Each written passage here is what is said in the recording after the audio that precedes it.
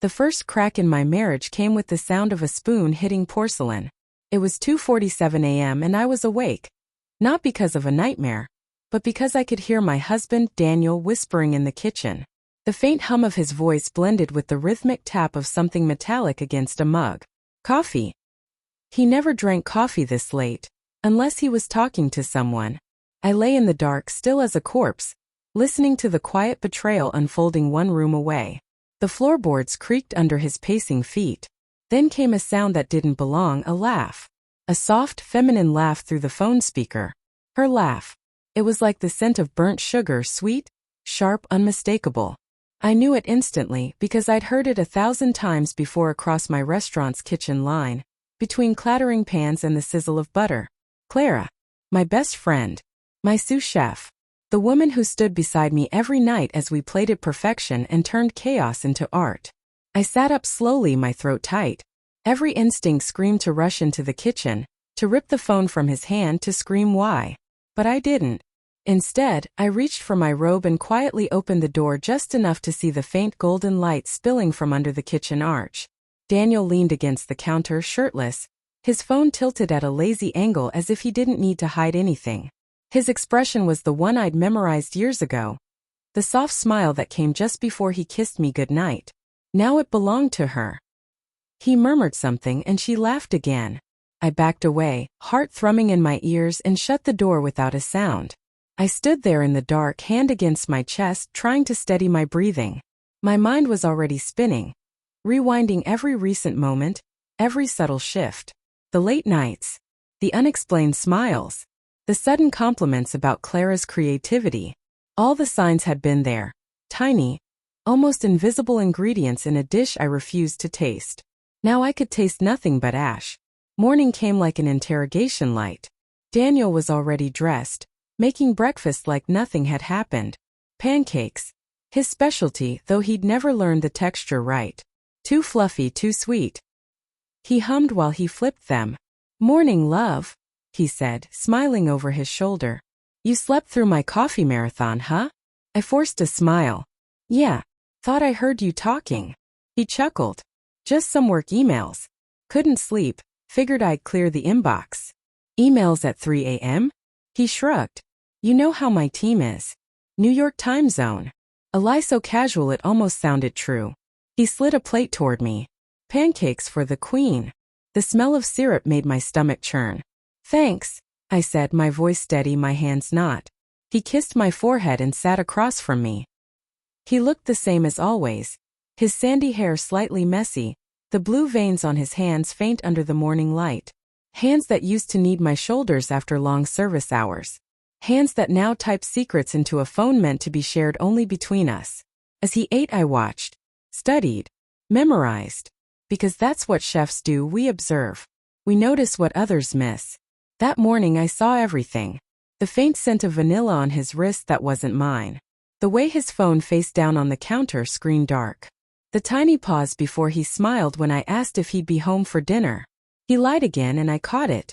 "I have a late meeting," he said. "Don't wait up."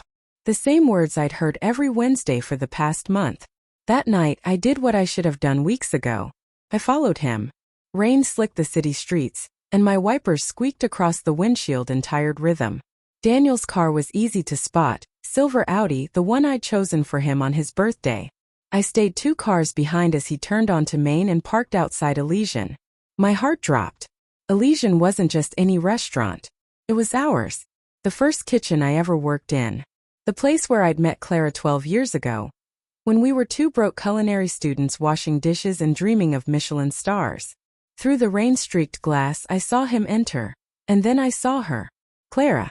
She wore a black trench coat, her hair tucked behind her ear in that effortless way that always made people stare. She looked radiant, unguarded, like someone who had never known guilt. When Daniel arrived, she smiled, soft, intimate, practiced. Then she kissed him. Not a cautious brush, but a deep, deliberate kiss that erased any doubt left in me. I gripped the steering wheel, trembling. My breath fogged the glass, and I watched my husband of 9 years hold my best friend's face in his hands, the way he used to hold mine after long nights in the kitchen, whispering that I was his home. Now I was nothing but an address he'd left unlocked. I don't remember driving home. Only the rain, the blur of headlights, and the taste of iron in my mouth where I'd bitten my lip to keep from screaming. When I got home, I went straight to the kitchen. My kitchen, the only place where I still felt control. I opened the pantry, the fridge, the spice rack. My hands moved instinctively, searching, assembling, creating. Not a meal, but a plan. On the counter, I placed 3 plates. One for him, one for her, and one for me. Every dish tells a story. That's what I always told my students, my staff, my viewers on the cooking show Daniel helped me launch. But this time the story would be mine. And it would end exactly how I wanted it to. The next morning I texted them both. Dinner at our place. Friday night. Just the 3 of us. Something special I've been working on. Clara replied first. Of course. Been forever since your dinners. Can't wait. Red heart. Then Daniel. Sounds perfect, babe. Love you. I stared at his message until my eyes blurred. Love. What a useless word when your actions poison every syllable. I typed back one last reply. Love you too. See you Friday. And I meant every word, just not the way he thought. By Friday morning I had the menu memorized. Not on paper, but carved into memory like an oath. Every ingredient, every garnish, every subtle note would mean something. A secret message layered beneath flavor. Course 1. The innocent beginning, caramelized onion tartlets with goat cheese and thyme. Course 2. The lie, poached pear salad, honey-glazed walnuts, and blue cheese crumble. Course 3. The confession, slow-braised short ribs and red wine reduction. Course 4. The farewell, chocolate soufflé dusted with sea salt and chili. Each dish whispered a truth only I would understand. Sweetness to disarm. Bitterness to sting. Spice to burn. I spent the day preparing in silence. Every chop, every stir was meditative, precise, deliberate. Outside, the world carried on, neighbors laughing, car doors slamming, life pulsing as usual. But inside, my kitchen had become a confessional booth. And I was both the priest and the sinner. By 6 p.m. the house smelled divine. Butter and rosemary hung in the air, mingled with the sharp tang of caramelized onions and the faint heat of chili. The table was set with my grandmother's china, the kind I'd only used twice. Our wedding night and Daniel's first promotion. I lit 3 candles. One for each of us. At 6:42, I heard the doorbell. I took one last look in the mirror. My reflection looked calm, maybe too calm. My hair was neatly pinned, apron pressed, lipstick the color of ripe pomegranate. A chef ready for service, not a woman ready for war. I opened the door. Daniel stood there with his easy grin, carrying a bottle of wine. Wow, he said, eyes sweeping over me. You look incredible. Behind him, Clara smiled, that familiar soft smile that once used to comfort me through kitchen chaos. Now it was a dagger wrapped in kindness. Thank you for inviting me, she said, leaning in to hug me. Her perfume, citrus and cedarwood, filled my lungs. The same scent I'd smelled on Daniel's shirt 2 nights ago. I hugged her back, firm and brief. I couldn't imagine this dinner without you. The words came out smooth. They had to. We moved to the dining table, laughter echoing like a scene from an old life. Daniel poured wine. Clara complimented the decor. I played the part perfectly, host, chef, wife. Smells amazing, Daniel said as I plated the tartlets. Just a little something I've been experimenting with, I replied. The caramelized onion glistened under the light, resting in its golden crust. I drizzled each with a thin line of thyme-infused honey, a touch of sweetness for the start of something bitter. Dig in, I said, sitting across from them. Daniel took a bite, hummed in appreciation. You've outdone yourself again. Clara closed her eyes, savoring the flavor. It's perfect. The balance, it's honest. I interrupted, watching her expression freeze. I've been craving honesty in my recipes lately. Daniel chuckled lightly. You and your symbolism. I smiled. Always. The tension melted into a fragile quiet. They didn't know that beneath every flavor, I'd hidden reminders of what they'd done. Goat cheese for innocence lost. Caramelized onions for sweetness turned bitter. Honey for deception disguised as love. I watched them eat. I watched them enjoy. And a strange calmness filled me. Not triumph, not relief, but a deep hollow ache that tasted like grief. The second course arrived with elegance. Poached pear salad, glistening under candlelight. The pears had been soaked in white wine and cinnamon, the aroma gentle, almost nostalgic. Clara leaned forward. This looks like something we did together last year at the tasting event. Yes, I said softly. You remember that night? Of course, she said, smiling. That was one of my favorite memories. I let the words hang between us, their weight growing heavier by the second. Funny, I murmured, slicing my pear delicately. I remember that night too. But not for the same reason. Daniel looked up. What do you mean? I raised my eyes slowly. You came home late that night. Said the event ran long. The silence that followed was sharp enough to cut through glass. Clara's fork paused midair. Daniel's gaze flickered, just for a second, before he masked it with a laugh. Yeah, it was chaos. Remember, honey? We were putting out fires left and right. I remember, I said. I also remember the smell of her perfume on your collar. His hand froze around the wine glass. Clara's color drained slightly. I smiled gently. Eat up, please. Before the pears go cold. The rest of the course unfolded in silence. Only the sound of forks scraping plates filled the air. As I cleared the table, I heard Daniel whisper something to Clara. Low, hurried. She shook her head. I caught a fragment. She knows. I poured more wine, pretending not to hear. My hands were steady, my mind sharper than ever. This wasn't rage anymore. It was precision. Like reducing a sauce until every drop concentrated to its essence. When I returned with the third course, braised short ribs, Daniel tried to speak. Listen, Mia. Eat first, I said softly. Then talk. The short ribs gleamed, tender and dark, bathed in red wine reduction. The scent was intoxicating, deep, full-bodied, laced with time and sorrow. They began to eat cautiously. Delicious, Clara whispered, her voice trembling slightly. I'm glad you like it, I said. Red wine can be so revealing, don't you think? It stains. It lingers. No matter how carefully you wash it away, the mark stays. Daniel set his fork down. What's going on, Mia? I met his eyes. You tell me. The candles flickered between us, casting shadows that danced across the table like ghosts of trust. Finally, I said the words I'd been saving for this moment. I know about you and Clara. The confession landed like a dropped plate, shattering everything in its wake. Daniel's face went pale. Mia. Don't, I said, my voice steady. I followed you. I saw you. At Elysian. Clara's hands trembled around her napkin. Tears welled in her eyes, but I didn't look away. Do you have any idea? I whispered. What it feels like to serve love to people who've already eaten their fill elsewhere? No one spoke. The silence was a living thing now, pulsing in the air. Daniel reached for my hand, but I drew it back. Please just listen, he said, his voice cracking. It wasn't supposed to happen. I laughed. You think I don't understand? I've built my life around temptation, around indulgence. I know how easily hunger becomes habit. My words cut through him, through both of them.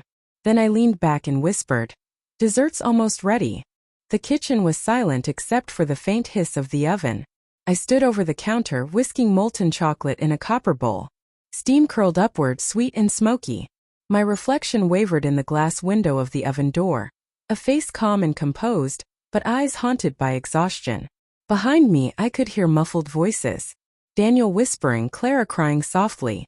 The occasional sound of a chair scraping against tile. The uneasy shuffle of guilt filling the air like smoke. I whisked harder. The chocolate thickened, glossy and dark, the kind that clings, that stains. The soufflé would take 12 minutes to rise. 12 minutes to decide what kind of ending this night deserved.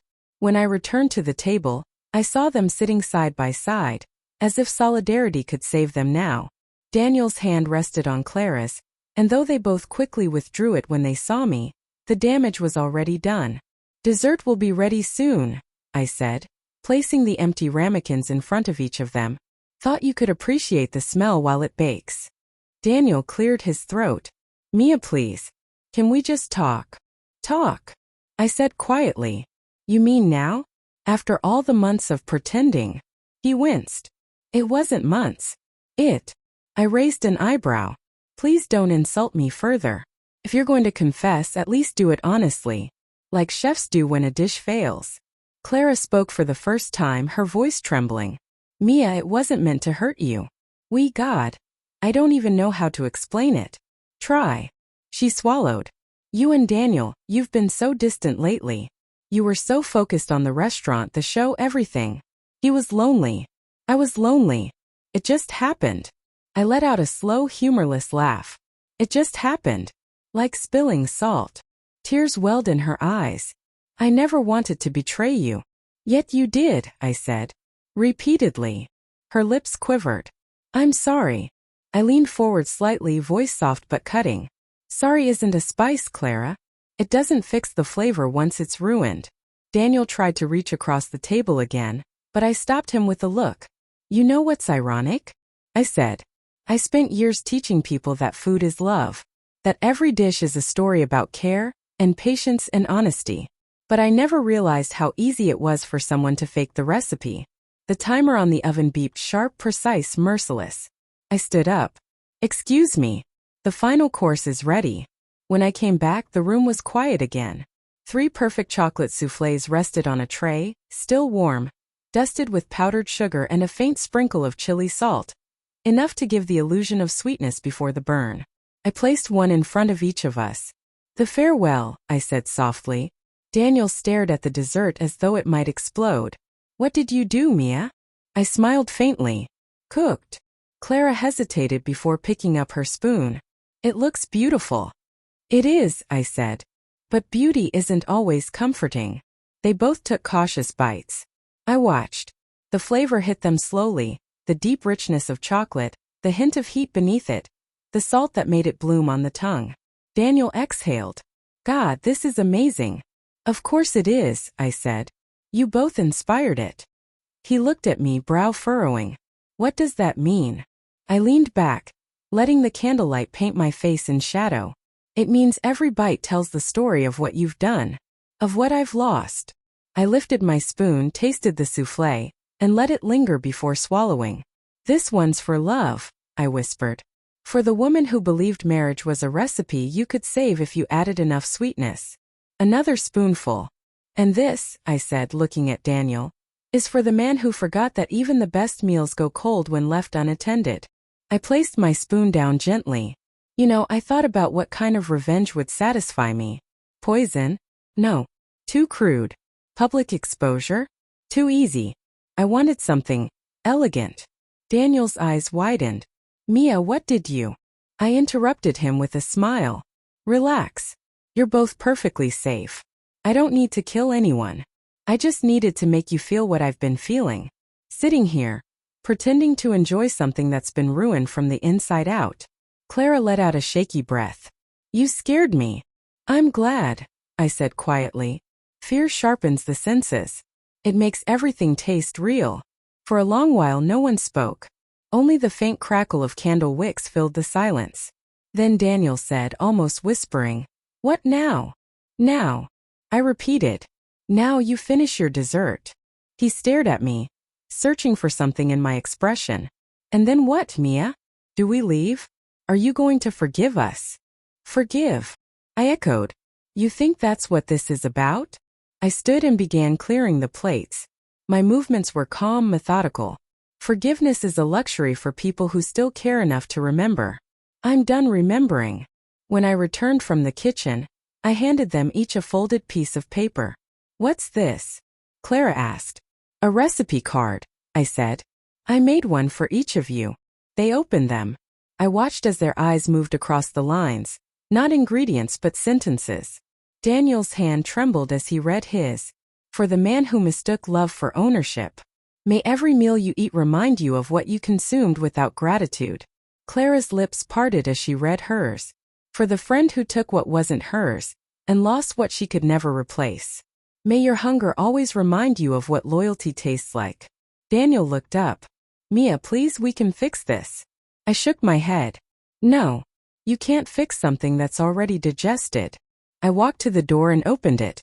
The cool night air slipped inside, carrying away the scent of dinner and deceit. Go, I said softly. Both of you. Clara hesitated, tears streaming down her face. You'll regret this. I already regret everything that led me here, I whispered. Now I'm just cleaning the table." They left without another word. The door shut behind them with a hollow thud that echoed through the house. The quiet that followed was unbearable. I stood in the doorway, staring at the two empty wine glasses, the faint smudges of their fingerprints. The house felt bigger now, emptier. My chest ached with something that wasn't satisfaction, wasn't even peace, just a cold, heavy numbness. I looked down at the last soufflé untouched. Mine. Slowly I sat and took a bite. The warmth had faded. The sweetness had dulled. But the burn remained. Perfect. I closed my eyes and whispered to no one. This was my last recipe. Morning sunlight seeped through the blinds, warm but uninvited. I hadn't slept. The house still smelled faintly of wine and burnt sugar. Ghost scents that clung to the walls, whispering reminders of last night's performance. The table was cleared, the plates washed, the evidence erased. But the silence, it stayed. I sat at the counter, cradling a cup of coffee gone cold, staring at the third soufflé dish still sitting in the sink. My reflection stared back from the dark surface of the liquid. Eyes rimmed red, hair undone, a woman stripped bare. I had imagined that when the truth came out I'd feel free. But all I felt was hollow. At 9:17 a.m. Daniel came back. The sound of the key in the door sent a sharp jolt through me. Instinctively I froze. Then came his voice. Hesitant, hoarse. "Mia." He stepped into the kitchen, still wearing last night's clothes, his face a canvas of regret and exhaustion. "You didn't answer my calls," he said quietly. I didn't look at him. There's nothing left to say. "Mia, please." He moved closer. "You blindsided me last night. I know I deserve it, but you can't just end everything like this. We've built a life." I laughed softly. Came out cracked. "You built a lie. I just decorated it." He flinched. "I made a mistake." I finally looked at him. "You made choices. Mistakes happen once. Choices are repeated until they become character." He swallowed hard, voice breaking. "I still love you." I stared at him for a long time. "Do you even know what that means anymore? Love." He opened his mouth, but I didn't let him speak. "Love isn't convenience," I said. "It isn't comfort when your ego gets cold. Love is standing beside someone when life burns you both and still staying. You didn't stay, Daniel. You left long before I caught you." He rubbed his face, defeated. "What do you want me to do?" "Nothing," I said. "That's the point. You've already done enough." He exhaled shakily. "I don't want this to be the end. It already is." He nodded slowly, eyes glistening, then turned to leave. But before he reached the door, he stopped and said almost to himself, "You'll always be the best thing I ruined." Then he was gone. The door clicked shut. And this time I didn't chase the sound. Days passed. I went through the motions, the restaurant, the interviews, the cooking segments where I smiled for cameras and spoke about finding balance. People said I seemed more focused, more precise. They didn't know that every cut, every stir, every taste was a form of therapy. Cooking was still my language. But now it was my silence too. Clara quit the restaurant 2 weeks later. No explanation.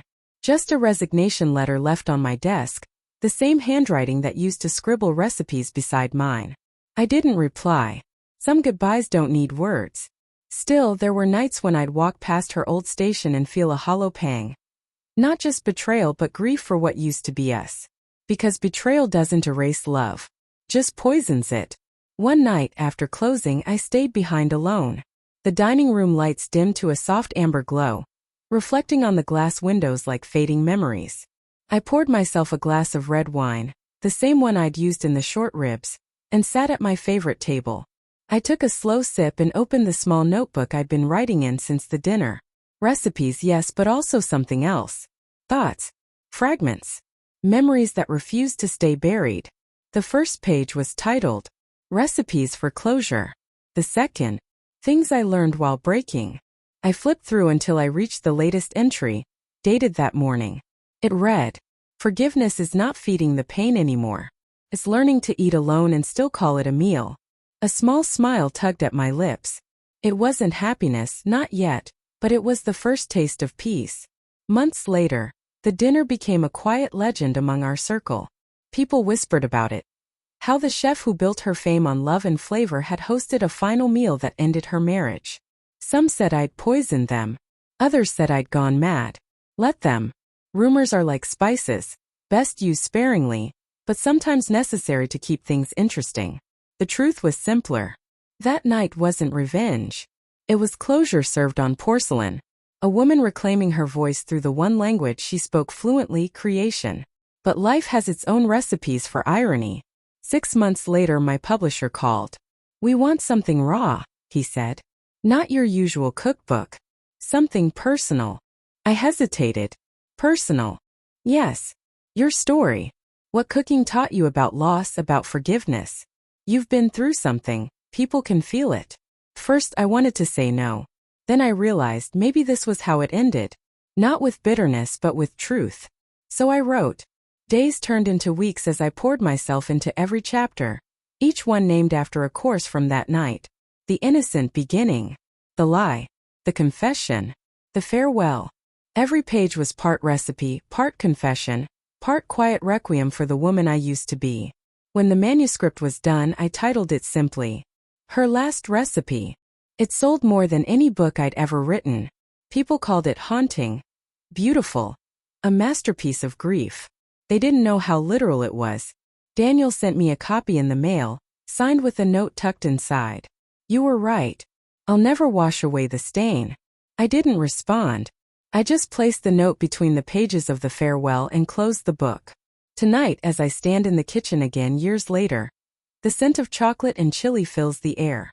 But this time I'm not cooking for them. I'm cooking for me. I taste the mixture, let it melt on my tongue and smile. Burns just a little.